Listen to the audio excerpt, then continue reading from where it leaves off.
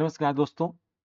Political science का ये set number 73 है और ये question practice specially T PhD LT grade GIC और नेट जेआरएफ के लिए चल रही है। जो कि सीरीज पहले से ही चलाई जा रही है। एलटी स्पेशल सीरीज हम इसके बाद अभी लेने जा रहे हैं, जो मोस्ट लाइकली कल से ही संभवतः शुरू हो जाएगी।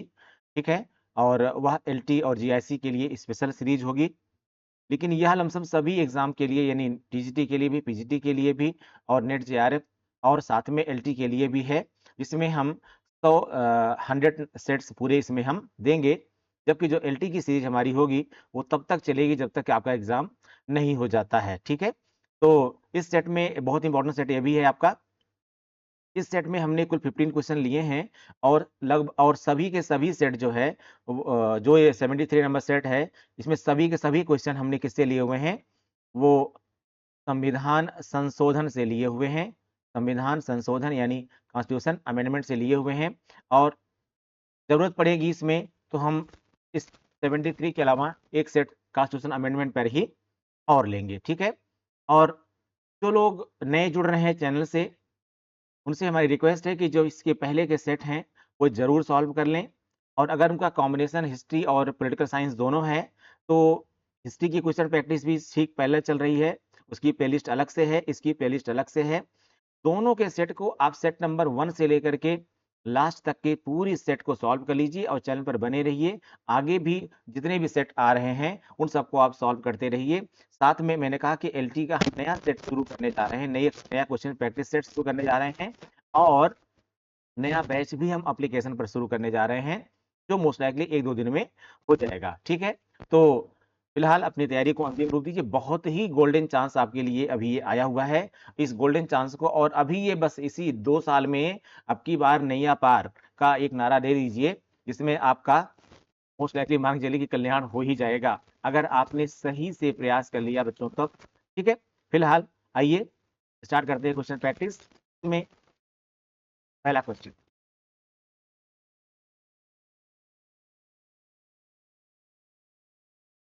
भारतीय संविधान की प्रस्तावना में 42वें संविधान संशोधन द्वारा कौन शब्द जोड़े गए? भारतीय संविधान की प्रस्तावना में 42वें संविधान संशोधन द्वारा कौन शब्द जोड़े गए? स्वतंत्रता एवं न्याय, स्वतंत्रता एवं भ्रातृत्व, समानता एवं न्याय, समाजवादी, धर्मनिरपेक्ष तथा राष्ट्र की अखंडता। बताइए भाई, इसमें से कौन सा ऑप्शन होगा? लगभग जिस टाइम पर प्रीमियर आपका ये होगा, अगला प्रीमियर भी उसी टाइम पे जाया करेगा, तो कोशिश क्या करिए कि प्रीमियर में आप लोग लाइव आकर के करें। हम जरूरी नहीं कि लाइव आ पाएँ, क्योंकि बहुत सारे बेटा हमें काम होते हैं, बहुत सारे कोर्स हमको चलाने होते हैं, तो कई बार हम टाइम सेट नहीं कर पाते हैं।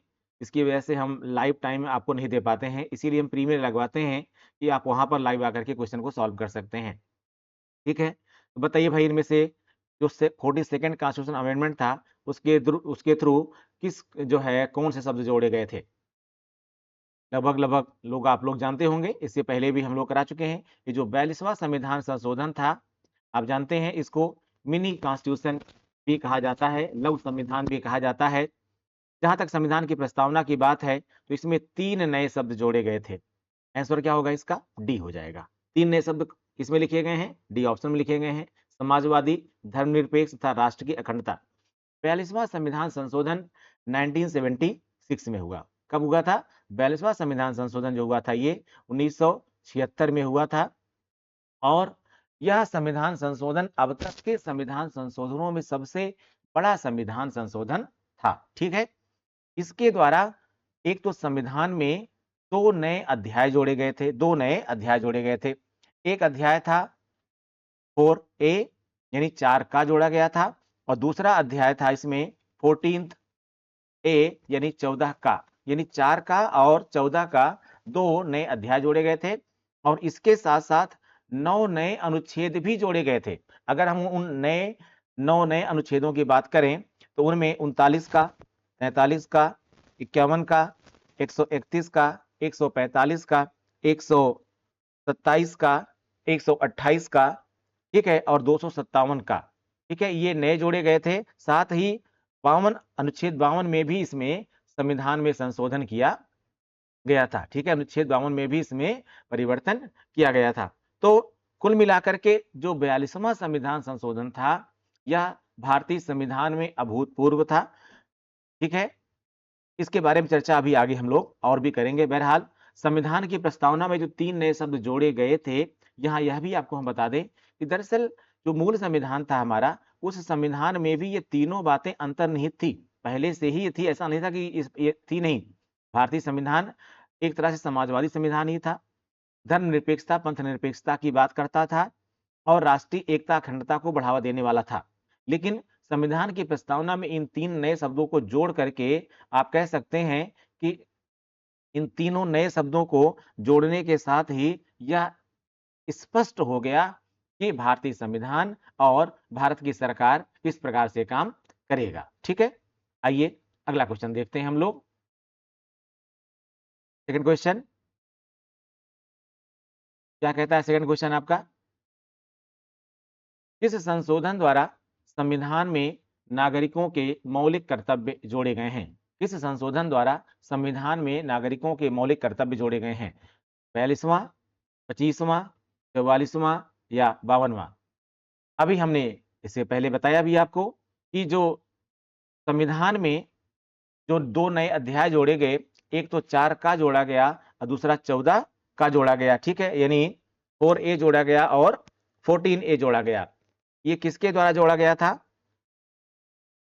स्पष्ट है, आंसर क्या हो जाएगा बेटा? 42वां संविधान संशोधन। ठीक है, 42वें संविधान संशोधन के माध्यम से अनुच्छेद 4 का को जोड़ा गया और उस 4 का में 51A 51 का को अंतर्विष्ट किया गया, यानी इसको जोड़ा गया। और कब हुआ था? ये 1976 में हुआ था।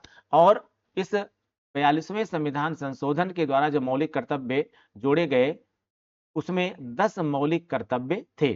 यद्यपि ये मौलिक कर्तव्य नागरिकों के लिए इंपॉर्टेंट थे, लेकिन संविधान इसको लागू करने के लिए या नागरिकों से लागू करवाने के लिए किसी प्रकार से दंड विधान का प्रावधान नहीं कर सकता था, यानी दंड देने का कोई उपबंध इसमें नहीं किया गया था। ठीक है, हाँ, ये अलग बात है कि 10 मूल कर्तव्य वर्तमान में नहीं है। बाद में कॉन्स्टिट्यूशन अमेंडमेंट किया गया 2002 में, 86 कॉन्स्टिट्यूशन अमेंडमेंट, ध्यान दीजिएगा यहाँ पर। बाद में इसमें 86वां संविधान संशोधन किया गया था, 86वां कॉन्स्टिट्यूशन अमेंडमेंट किया गया था। 86 लिखा है मैंने, ये 86वां संविधान संशोधन। और ये कब हुआ था बेटा? 86वां संविधान संशोधन 2002 में हुआ था और इसके द्वारा इसमें 11वां मूल कर्तव्य जो है वो जोड़ा गया। और 11वां मूल कर्तव्य जो जोड़ा गया उसके बारे में आप लोग जानते होंगे।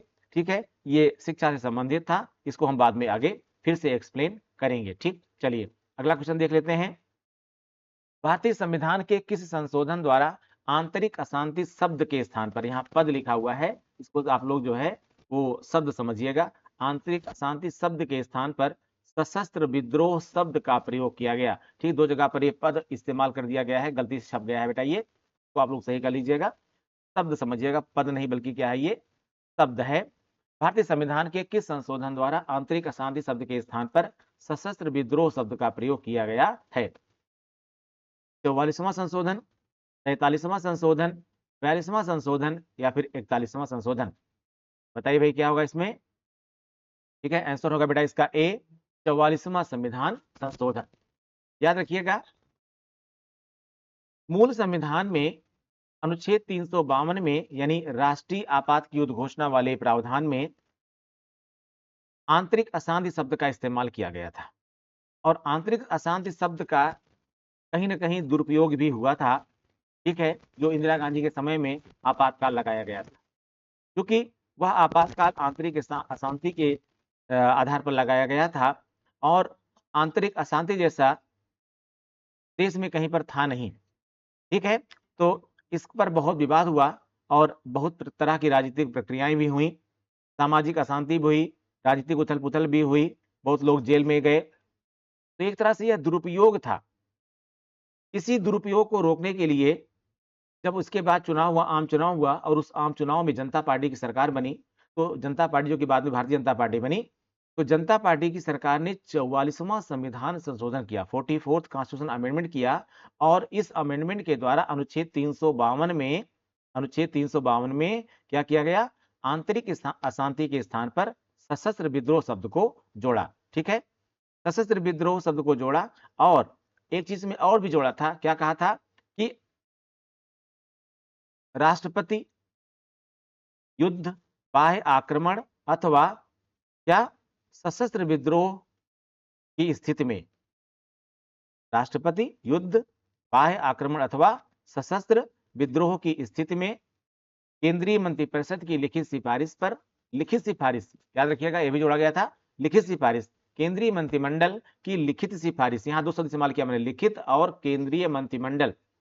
यहां समझना आपको है, मूल संविधान में मंत्रिपरिषद शब्द का इस्तेमाल किया गया था, मंत्रिमंडल शब्द का कहीं इस्तेमाल ही नहीं हुआ था।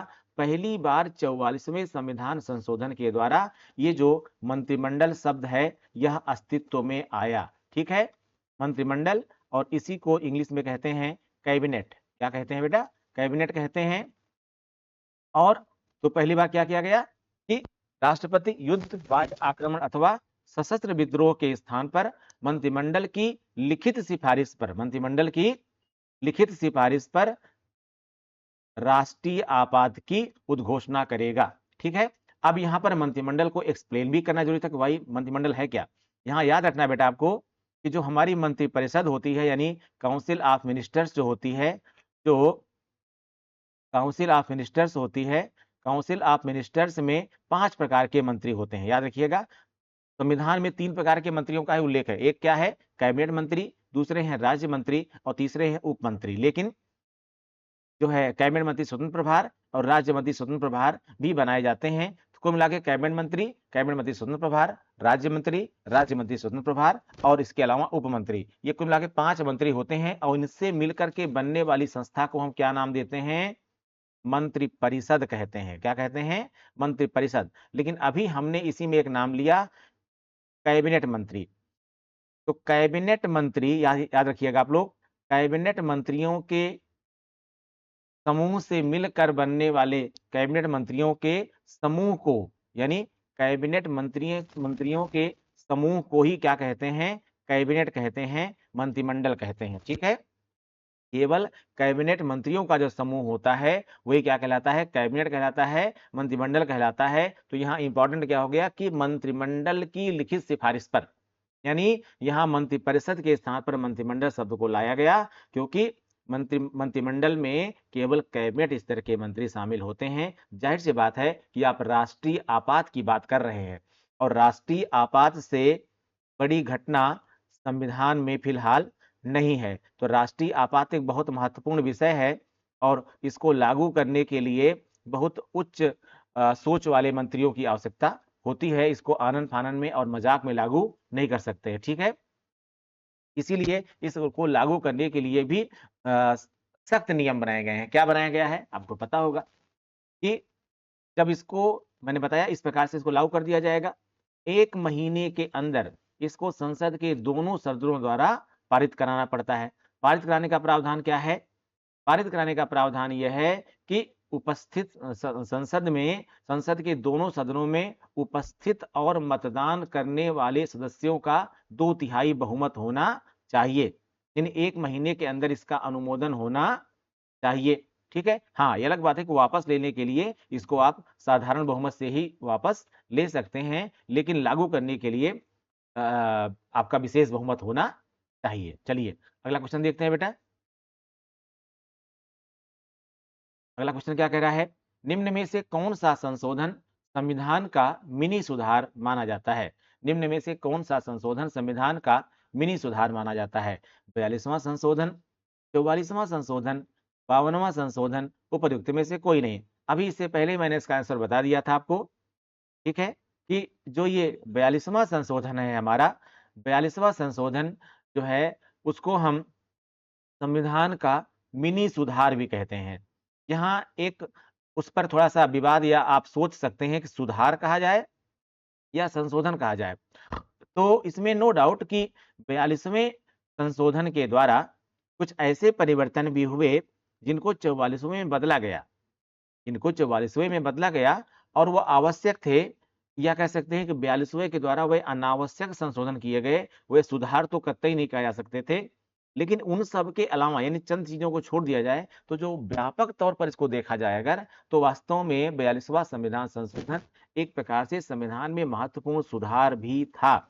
इसीलिए यह बात उठती है कि सुधार के संदर्भ में 44वें को माना जाए कि 42वें को माना जाए, लेकिन फिलहाल व्यापक संदर्भों को देखते हुए इसमें क्या माना जाएगा, 42वें संशोधन को ही क्या माना जाएगा, संविधान का मिनी सुधार माना जाएगा। ठीक है, यहां इसको समझना होगा थोड़ा सा कि सुधार के पीछे यहां 42वें को सुधार हम मान क्यों रहे हैं। दरअसल ये जो संशोधन था, इस संशोधन के माध्यम से संविधान का पुनरीक्षण किया गया, एक तरह से पूरे संविधान का रिव्यू किया गया था। ठीक है, और दरअसल 42वें संविधान संशोधन का एक प्रमुख उद्देश्य यह भी था कि जो 1973 में केशवानंद भारती केस आया था, उस केशवानंद भारती केस में ऐसे ऐसे निर्णय दिए गए थे जिससे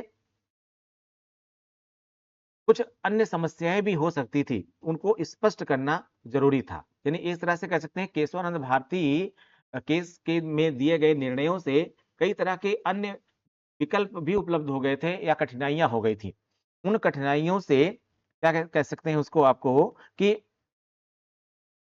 लोगों को निपटना था, स्पष्ट करना था कि केशवानंद भारती केस का संविधान में जो नया-नया अब ये विकल्प बन रहा है, उसमें उसका मतलब क्या है? तो इसके माध्यम से उस मतलब को उसको स्पष्ट किया गया। तो हम कह सकते हैं कि एक प्रकार से सुधार था। क्या कह सकते हैं उसको हम? कि वो एक सुधार था। चलिए, अगला क्वेश्चन देख लेते हैं। किस संवैधानिक संशोधन ने राज्य के नीति निर्देशक सिद्धांतों का विस्तार किया? किस संवैधानिक संशोधन ने राज्य के नीति निर्देशक सिद्धांतों का विस्तार किया? 42वां, 44वां, 25वां या फिर 45वां? ठीक है, अब यहां पर भी कंफ्यूजन आपको होगा किसमें, 42वें में और 44वें में। ठीक है, यहां पर सब शब्दों में लिखा हुआ है, मैं इसको एक बार लिख दे रहा हूं। ये 42nd है, ये 44 है, ये 25th है, 25वां है, और ये 45 है, 45वां है। ठीक है, आंसर क्या होगा बेटा? राज्य के नीति निर्देशक सिद्धांतों का विस्तार, राज्य के नीति निर्देशक सिद्धांतों का विस्तार किया गया था बेटा। आंसर होगा इसका 42वां संविधान संशोधन। 42वां संविधान संशोधन, 42वें संविधान संशोधन अधिनियम 1976 के द्वारा नीति निर्देशक सिद्धांतों को अधिक व्यापक बनाने की कोशिश की गई और जो अब तक मूल अधिकारों की आड़ लेकर के, या कह सकते हैं कि मूल अधिकारों के परिप्रेक्ष्य में विभिन्न प्रकार के सामाजिक आर्थिक सुधारों को कई बार विफल कर दिया जाता था, निष्फल कर दिया जाता था, या उन सुधारों को रोक दिया जाता था। इस संशोधन के माध्यम से यह व्यवस्था की गई कि राज्य के नीति निर्देशक तत्व मूल अधिकारों पर भारित हैं, यानी मूल अधिकारों की तुलना में राज्य के नीति निर्देशक तत्वों को वरीयता दी जानी चाहिए। ठीक है, और यानी इस संविधान संशोधन द्वारा भाग 4 में क्या किया गया, कुछ चीजों को जोड़ा भी गया। कैसे जोड़ा गया, याद रखिएगा, वह कहीं ना कहीं सामाजिक और आर्थिक सुधार थे। अनुच्छेद 39 चा जोड़ा गया, 39 चा जोड़ा गया, जिसमें समान न्याय और निःशुल्क कानूनी सहायता की व्यवस्था की गई। इसी के साथ साथ 39 ए यानी 39 का भी जोड़ा गया था, जिसमें उद्योगों के प्रबंधन में श्रमिकों की भागीदारी, ठीक है, विभिन्न उद्योग धंधों में जो प्रबंधन होता है, मैनेजमेंट होता है, उसमें श्रमिकों को भी भागीदारी दी जानी चाहिए, वो भी जोड़ा गया था। इसके अलावा 43A 43 का भी जोड़ा गया और उसके माध्यम से पर्यावरण संरक्षण और संवर्धन तथा वन एवं वन्य जीवों की रक्षा से संबंधित 48A को भी इसमें जोड़ा गया। तो 43rd ए में पर्यावरण का संरक्षण और संवर्धन, और 48A में क्या किया गया, वन और वन्य जीवों की रक्षा के बारे में प्रावधान किया गया। तो ये कहीं ना कहीं सामाजिक और आर्थिक सुधार थे और इसके द्वारा राज्य के नीति निर्देशक तत्व विस्तारित भी हुए और कहीं ना कहीं ये मूल अधिकारों पर भारित भी होने लगे। अब यहाँ पर मूल अधिकारों पर भारित होने का मतलब यह नहीं हुआ कि मूल अधिकार कम हो गए या मूल अधिकारों का प्रभाविता कम हो गई, नहीं। दरअसल कभी हम आपको फिर से किसी टॉपिक में एक्सप्लेन करेंगे, जब संविधान बन रहा था हमारा, तो संविधान सभा में यहाँ याद रखिएगा, जो आज राज्य के नीति निषेध जिनको आप पढ़ते हैं, इनमें से लगभग 80% पार्ट को मूल अधिकार में जोड़ा जाने पर बहस हुई थी। लेकिन चूंकि अगर इनको मूल अधिकार में जोड़ दिया जाता या इनको मूल अधिकार बना दिया जाता, तो हमारे सामाजिक आर्थिक स्थिति इस प्रकार से नहीं थी कि यह राज्य के नागरिकों को परिवर्तित हो सकता। इसलिए यह हुआ कि धीरे-धीरे इनको मूल अधिकारों में लाया जाएगा और इनको राज्य के नीति निषेध तत्वों के संदर्भ में जोड़ा गया। अब राज्य का नीति निषेध तत्व है क्या? Directive principles of the state policy, ये वो तत्व हैं जिसको सरकारों को क्रियान्वित करना है। ठीक है, यानी बिना इन कार्यों के किए मूल अधिकारों का वास्तविक अर्थ ही समझ में नहीं आएगा। समझ रहे हैं? तो आइए अगला क्वेश्चन देखते हैं। 6 नंबर क्वेश्चन। 6 नंबर क्वेश्चन क्या कह रहा है? निम्नलिखित में से किस संविधान के किस संशोधन द्वारा निम्नलिखित में से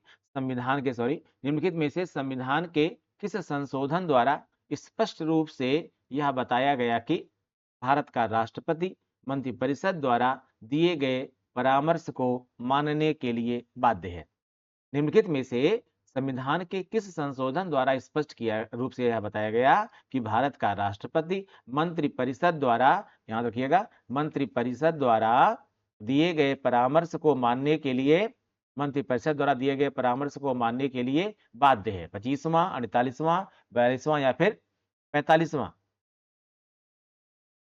क्या हो जाएगा आंसर? 42वां। ध्यान दीजिएगा, हमारे संविधान का अनुच्छेद 74, आर्टिकल 74, अनुच्छेद 74 में यह प्रावधान किया गया है कि राष्ट्रपति को सहायता और परामर्श देने के लिए एक मंत्रिपरिषद होगी। ठीक है, यहां यह भी याद रखना होगा कि मूल संविधान में यह व्यवस्था की गई थी कि उनकी सलाह पर कार्य करेगा, लेकिन उनकी सलाह मानेगा ही या नहीं मानेगा, इस पर कोई बात नहीं की गई थी।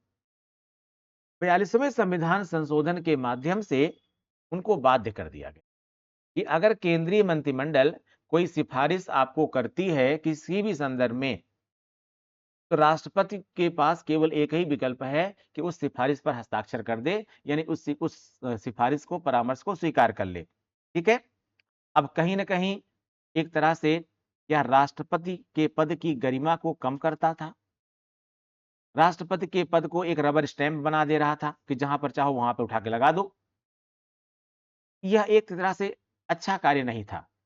इसीलिए 44वें संविधान संशोधन के द्वारा जो 44th कॉन्स्टिट्यूशन अमेंडमेंट हुआ, तो उसमें परिवर्तन किया गया। और यह परिवर्तन कब किया गया था? 78 में हुआ था। इस परिवर्तन के द्वारा यह व्यवस्था कर दी गई कि जो केंद्रीय मंत्रिमंडल है, यहां याद रखिए, मैंने इससे पहले क्वेश्चन बता दिया आपको कि मंत्रिपरिषद की जगह वहां पर मंत्रिमंडल शब्द का इस्तेमाल किया गया। या जो मंत्रिमंडल सिफारिश करेगा, अगर राष्ट्रपति को ऐसा लगता है कि किसी बिंदु पर आपत्ति है, तो उस पॉइंट को कोड करके वह एक बार परामर्श को वापस मंत्रिमंडल के पास पुनर्विचार के लिए भेज सकता है। लेकिन यदि मंत्रिमंडल पुनर्विचार के पश्चात उसी स्वरूप में या उसमें कुछ परिवर्तन करके पुनः राष्ट्रपति के पास भेजता है, तो राष्ट्रपति अब इस पर हस्ताक्षर करने के लिए, यानी इस परामर्श को स्वीकार करने के लिए बाध्य होगा। ठीक है, बाध्य होगा। तो इससे क्या हो गया कि अब राष्ट्रपति केवल एक रबर स्टैंप नहीं रह गया, बल्कि अगर उसको किसी बात पर आपत्ति है, तो यहां स्पष्ट करना पड़ेगा कि भाई हमें इस बात पर आपत्ति है, इस बिंदु पर आपत्ति है। तो ऐसे में राष्ट्रपति जो है की गरिमा को थोड़ा बढ़ाया गया, और यह राष्ट्र हित में भी था, क्योंकि यह आवश्यक नहीं है कि सरकार सभी सिफारिशें सही ही करे। नेक्स्ट क्वेश्चन देखते हैं।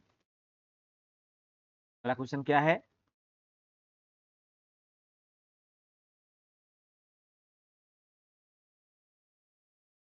भारत के संविधान में 10वीं अनुसूची जोड़ी गई है। भारत के संविधान में 10वीं अनुसूची जोड़ी गई है 52वें संविधान संशोधन अधिनियम द्वारा, 55वें संविधान संशोधन अधिनियम द्वारा, 98वें यानी 58वें संविधान संशोधन अधिनियम द्वारा, या 73वें संविधान संशोधन अधिनियम द्वारा। ठीक है, बताइए भाई 10वीं अनुसूची कब जोड़ी गई?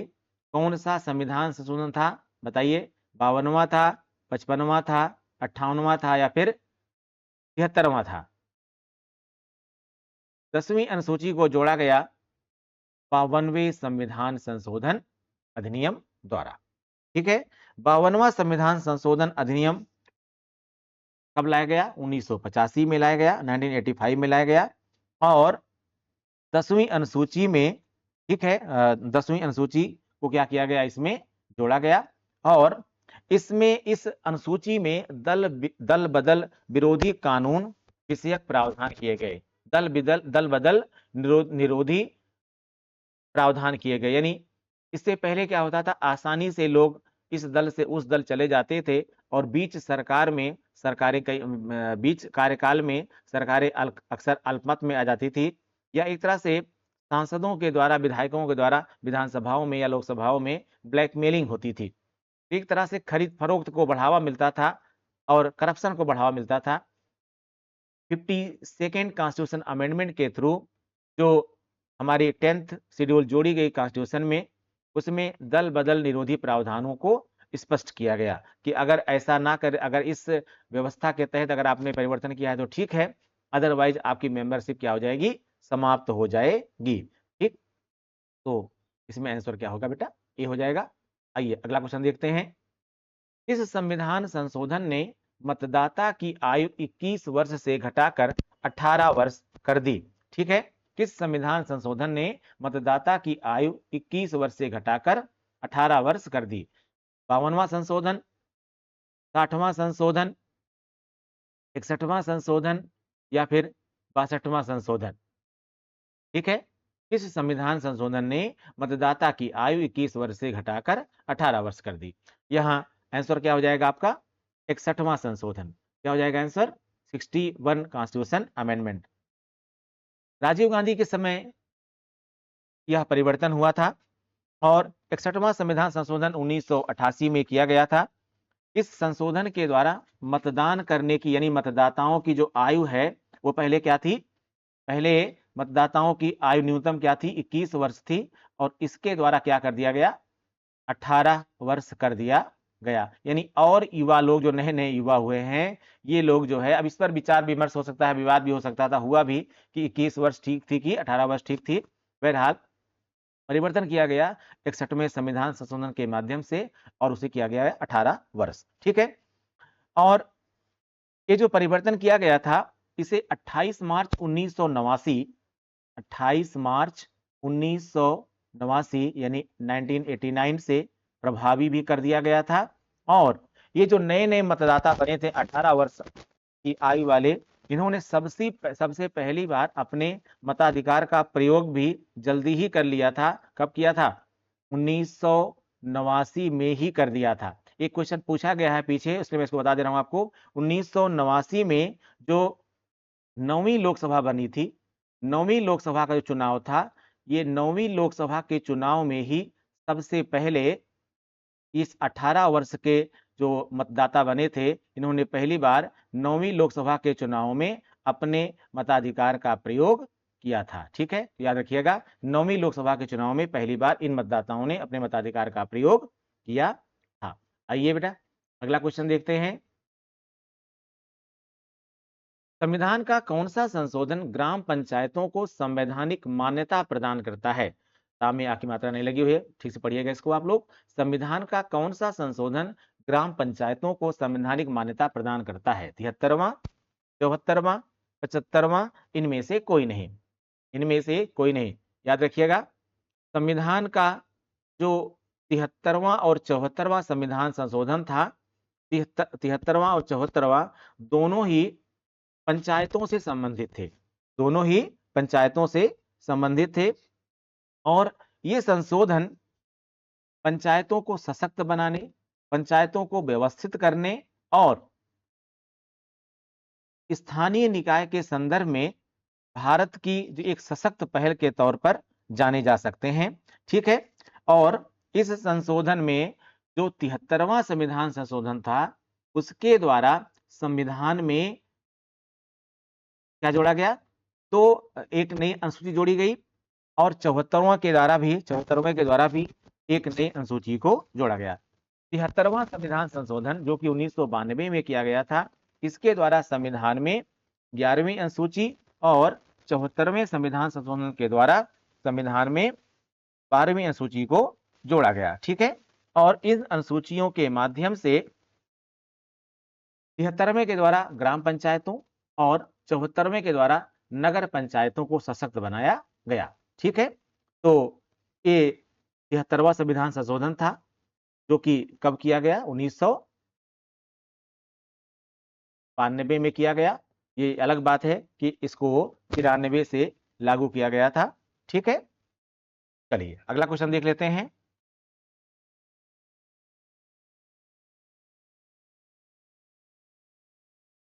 निम्नलिखित में से कौन सा युग्म सही सुमेलित नहीं है? निम्नलिखित में से कौन सा युग्म सही सुमेलित नहीं है?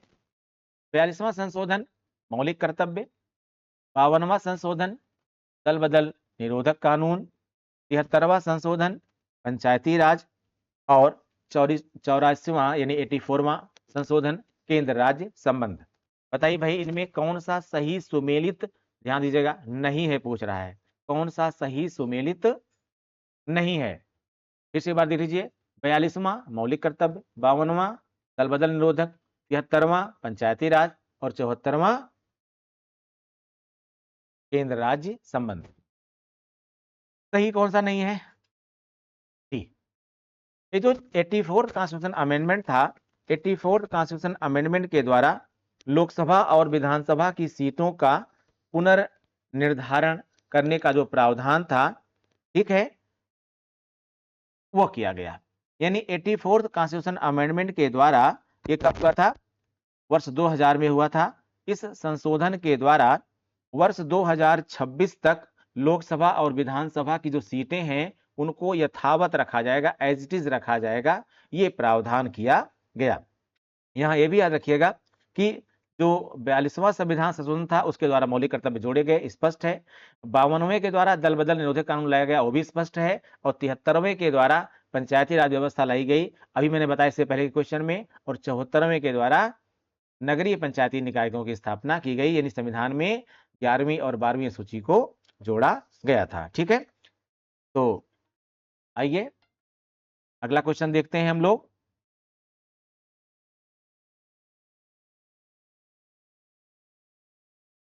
संविधान के किस संशोधन के द्वारा भारत में महिलाओं के लिए ग्राम पंचायतों में 1/3 स्थान आरक्षित किए गए हैं?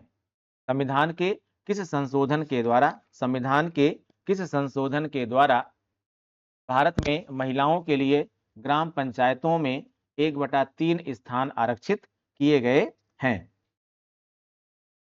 70वें, 71वें, 73वें या 74वें? स्पष्ट है कि ग्राम पंचायतों से संबंधित प्रावधान किस संशोधन में किए गए? अभी इसके पहले क्वेश्चन में बताया हमने आपको, किसमें किए गए? तो सोचना नहीं है आपको, 73वें में किए गए। ठीक है, और 74वें के द्वारा नगरीय पंचायतों के बारे में प्रावधान किए गए। तो आंसर क्या हो जाएगा? सीधे क्या आंसर हो जाएगा? 73वां संविधान संशोधन। ठीक है, यहाँ याद रखिएगा, मैं थोड़ा इसको एक्सप्लेन कर दे रहा हूँ। 73वें संविधान संशोधन 1992 के द्वारा पहली चीज तो पंचायतों को संवैधानिक दर्जा दिया गया, और इस संशोधन के द्वारा संविधान के अनुच्छेद 243 घ, कौन सा? 243 घ, थोड़ा सा ये इस पर लिखा जाता है तो कभी कभी शब्द थोड़े ठीक नहीं होते हैं, फिर से लिख दे रहा हूं। 243 घ के तहत अनुसूचित जाति और अनुसूचित जनजाति के लिए पंचायतों में स्थानों के आरक्षण की व्यवस्था की गई। लेकिन साथ में यहाँ ये भी व्यवस्था की गई कि जो कुल पद होंगे उनमें 1/3 पद, कितने? 1/3 पद ये महिलाओं के लिए रिजर्व रखे जाएंगे। 1/3 स्थान महिलाओं के लिए आरक्षित किए गए हैं। ठीक है, तो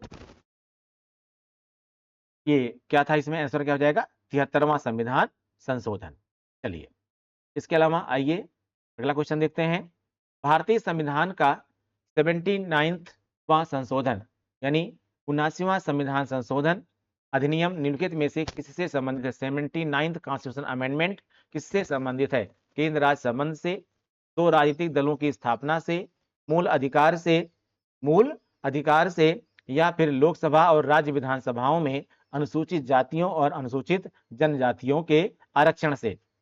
79th constitution amendment, 79th constitution amendment ये इंपॉर्टेंट इसलिए है बेटा क्योंकि ये उस विषय से संबंधित है जिसमें परिवर्तन हर 10 साल पर करना ही करना होता है। ठीक है, क्या किया गया, इसमें कई बार परिवर्तन किया गया है, याद रखिएगा। लोकसभा और विधानसभा में अनुसूचित जाति, अनुसूचित जनजाति और एंग्लो इंडियन इनके लिए सीटों के आरक्षण का प्रावधान किया गया है। आप जानते हैं मूल संविधान में जो है लोकसभा में और विधानसभा में अनुसूचित जाति यानी शेड्यूल कास्ट, अनुसूचित जनजाति यानी शेड्यूल ट्राइब्स और एंग्लो इंडियन यानी आंग्ल भारतीय समुदायों के लिए सीटों के आरक्षण की व्यवस्था थी कि इतनी सीटें इनके लिए रिजर्व रखी गई हैं, इसीलिए इनके लिए रिजर्व सीटों पर चुनाव होता था। लेकिन एंग्लो इंडियन समुदाय के 2 सदस्य यहाँ पर लोकसभा में और 1 सदस्य राज्यसभा में मनोनीत करने की बात थी। सॉरी, लोकसभा में 2 सदस्य मनोनीत करने की बात थी। लेकिन और यह प्रावधान किसमें किया गया था, अनुच्छेद, यह प्रावधान किसमें किया गया, अनुच्छेद 334 में किया गया है। किसमें किया गया है, अनुच्छेद 334 में किया गया था। ठीक है, लेकिन इस अनुच्छेद में समय समय पर संशोधन कर दिया जाता है और संशोधन करके इनमें इस आरक्षण की अवधि को बढ़ाया जाता है। इसमें एक बार संशोधन किया गया था, 23वां संशोधन, फिर 45वां संशोधन किया गया था, फिर 62वां किया गया था, फिर 79th जिसको आप पढ़ रहे हैं भी 79th किया गया था और बाद में 87th किया गया था 2003 में किया गया, फिर 95 भी किया गया, 2009 किया गया, 2009 में किया गया। इन सब के द्वारा 10-10 साल के लिए इस आरक्षण को बढ़ा दिया जाता है। ठीक है, लेकिन यहां ये भी याद रखिएगा कि जो 2009 में परिवर्तन किया गया, ठीक है, जिसके द्वारा 10 वर्ष के लिए आगे यानी 2019 तक के लिए इसको बढ़ाया गया था और उसके बाद 2019 में जो परिवर्तन किया गया 104th अमेंडमेंट 2000 किसमें किया गया, याद रखिएगा 2019 में जो परिवर्तन किया गया था वो कौन सा था, 104वां संविधान संशोधन 104th अमेंडमेंट जो था, इसको याद रखिएगा। इसलिए इंपॉर्टेंट ये है क्योंकि इसके द्वारा इस प्रावधान को एक तो 2030 तक आगे बढ़ाया गया, लेकिन संशोधन के साथ आगे बढ़ाया गया। क्या किया गया, इसमें जो एंग्लो इंडियन जो कि लोकसभा और विधानसभा, मैंने बताया भी आपको कि लोकसभा में और विधानसभा में जो आंग्ल भारतीय समुदाय के सदस्य मनोनीत किए जाते थे, इस प्रावधान को 104वें संविधान संशोधन 2019 के द्वारा समाप्त कर दिया गया। यानी लोकसभा में और विधानसभा में, लोकसभा में 2, विधानसभाओं में 1 आंग्ल भारतीय समुदाय के सदस्यों को नियुक्त करने का जो प्रावधान था वह इसके द्वारा समाप्त कर दिया गया। ठीक है, आइए अगला क्वेश्चन देखते हैं। क्या है अगला क्वेश्चन, संविधान के किस संशोधन के अंतर्गत 6 वर्ष से 14 वर्ष के बच्चों की शिक्षा, संविधान के किस संशोधन के अंतर्गत 6 वर्ष से 14 वर्ष के बच्चों की शिक्षा मौलिक अधिकार बन गई है। 93वां संविधान संशोधन, 86वां संविधान संशोधन, 91वां संविधान संशोधन और 92वां यानी 92। तो 93 constitution amendment, 86 constitution amendment, 91st constitution amendment, 92nd constitution amendment. बताइए भाई, 6 वर्ष से 14 वर्ष के बच्चों की शिक्षा मौलिक अधिकार बन गई, किसके द्वारा बनाई दी गई, बताइए किसके द्वारा बना दी गई, कौन सा अमेंडमेंट था, बताइए भाई। आंसर होगा इसका बी, 86वां संविधान संशोधन। 86 कॉन्स्टिट्यूशन अमेंडमेंट बहुत इंपॉर्टेंट था। इस अमेंडमेंट के द्वारा अनुच्छेद 21 में अनुच्छेद 21A, ठीक है, जोड़ा गया। अनुच्छेद 21 में, अनुच्छेद 21 ए, अनुच्छेद 21 में 21 का जोड़ा गया और इसके द्वारा यह व्यवस्था की गई कि राज्य जो है क्या करेगा, राज्य 6 वर्ष से 14 वर्ष के बालकों को, ठीक है, 6 वर्ष से 14 वर्ष के समस्त बच्चों को निःशुल्क और अनिवार्य शिक्षा उपलब्ध कराएगा। ठीक है, यानी एक तरह से आप कह सकते हैं कि इस अनुच्छेद या इस संशोधन के माध्यम से शिक्षा को क्या बना दिया गया, मौलिक अधिकार बना दिया गया। शिक्षा को मौलिक अधिकार बना दिया गया। ठीक है, आइए अगला क्वेश्चन। भारत के किस संविधान संशोधन द्वारा संपत्ति के अधिकार में, संपत्ति के अधिकार, ये कुछ गलत लिखा हुआ है, सही कर लीजिएगा, संपत्ति के अधिकार में भारत के किस संविधान संशोधन द्वारा संपत्ति के अधिकार को मौलिक अधिकार के स्तर से वंचित किया गया? ये को है, संपत्ति के अधिकार को मौलिक अधिकार के स्तर से वंचित किया गया। संख्या 40 यानी संशोधन 40, संशोधन 42, संशोधन 44, संशोधन 46। ठीक है, यानी 40वें संविधान संशोधन या 42वें संविधान संशोधन, 44वें संविधान संशोधन या फिर 46वें संविधान संशोधन। ठीक है, तो ये बहुत इंपॉर्टेंट था। ये भी 44वें संविधान संशोधन में कुछ संशोधन बहुत इंपॉर्टेंट थे बेटा। आंसर इसका 44 होगा। ठीक है, क्या था थोड़ा समझिएगा। आप जानते हैं आपके मूल संविधान में कुल आपको 7 मूल अधिकार दिए गए थे। कितने? कुल 7 मूल अधिकार आपको प्रदान किए गए थे। इन 7 मूल अधिकारों में जो 6वां मूल अधिकार था आप जानते हैं वह क्या था? संपत्ति का अधिकार था। संपत्ति का अधिकार था। अब यहां आपको जानना होगा संपत्ति का अधिकार क्यों यहां से निश्चित किया गया। अब इसको मूल अधिकार में नहीं रखा गया है, बल्कि इसको हम ले गए कहां पर? अनुच्छेद 300 ए में। अनुच्छेद 300 ए में यानी अनुच्छेद 300 में एक क्लॉज जोड़ा गया और उसके द्वारा क्या किया गया? संपत्ति के अधिकार को अब मूल अधिकार से हटा करके कानूनी अधिकार बना दिया गया। दरअसल एक समस्या थी। एक तरफ आपको संपत्ति का अधिकार दिया जा रहा है, एक तरफ आपको संपत्ति को मूल अधिकार बना दिया गया, दूसरी तरफ सीलिंग एक्ट भी लागू हुआ था। सीलिंग एक्ट के द्वारा और अन्य के द्वारा यह व्यवस्था की गई, यानी एक तरफ समाजवादी शब्द को जोड़ा गया है, एक तरफ संपत्ति का अधिकार को मौलिक अधिकार बनाया गया है। अगर समाजवाद की बात हम करते हैं तो इसमें कोई शक नहीं है कि सबको संपत्ति में भी अधिकार देना पड़ेगा, यानी सबके पास संपत्ति होनी चाहिए। अब अगर संपत्ति का मौलिक अधिकार है तो जिसके पास ज्यादा संपत्ति है, सीलिंग एक्ट के माध्यम से उसको ले कैसे पाएंगे आप? यानी संपत्ति किसी को देने के लिए संपत्ति किसी से लेना तो पड़ेगा ना। तो ऐसे में सरकार ने इसको मूल अधिकार से हटा करके और क्या बना दिया गया कि प्रॉपर्टी राइट अब एक लीगल राइट है, यानी समस्त संपत्ति राज्य की है और राज्य जब चाहे कानून के माध्यम से संपत्ति ले सकता है। अब यहाँ पर ये भी ध्यान दीजिएगा, जैसे सड़क, सरकार को सड़क बनाना होता है, रेल पटरियां बिछानी होती हैं, सरकारी भवन बनाने होते हैं, समाज कल्याण के बहुत सारे काम करने होते हैं। आपसे जमीन लेनी है, सरकार कैसे ले पाएगी? संपत्ति का मूल अधिकार है ना, और मूल अधिकार के द्वारा आपसे इस चीज को छीना नहीं जा सकता है, तो सरकार कैसे काम कर पाएगी? ऐसे में यह कहा गया कि भाई सरकार ने कानून के द्वारा आपको दिया गया है और उसी कानून के माध्यम से सरकार आपको उचित मुआवजा दे करके आपसे संपत्ति ले भी सकती है, राष्ट्रीय हित में, राष्ट्रीय आवश्यकता में। ठीक है, तो यह परिवर्तन किसी में किया गया? 44वें संविधान संशोधन के द्वारा किया गया। आइए अगला क्वेश्चन। किस प्रधानमंत्री के कार्यकाल में 73वां संविधान संशोधन विधेयक पारित हुआ था? किस प्रधानमंत्री के कार्यकाल में 73वां संविधान संशोधन पारित हुआ था? इंदिरा गांधी, राजीव गांधी, पीवी नरसिम्हा राव और बीपी सिंह। कुछ नहीं सोचना आपको इसमें। 73वां संविधान संशोधन कब किया गया था? 1992 में किया गया था और 1990 से लेकर के 1995 तक जो गवर्नमेंट, 1991 से लेकर के कह सकते हैं 98 स्टार्टिंग तक गवर्नमेंट किसकी थी? पीवी नरसिम्हा राव की थी।